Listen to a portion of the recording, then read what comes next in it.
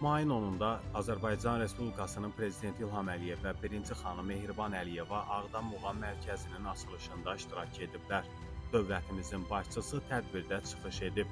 Sonra Prezident İlham Əliyev və birinci xanım Mehriban Əliyeva Ağdam Muğam Mərkəzinin açılışına həsr olunan konsert proqramına baxıblar.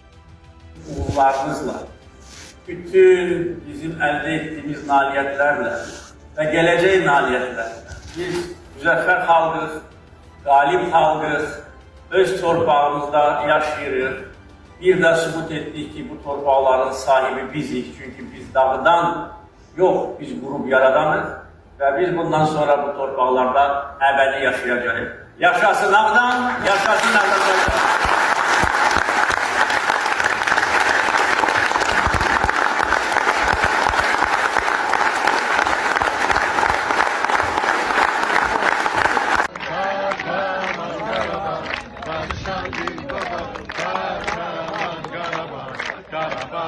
Karabağ, ana yurdum, Karabağ,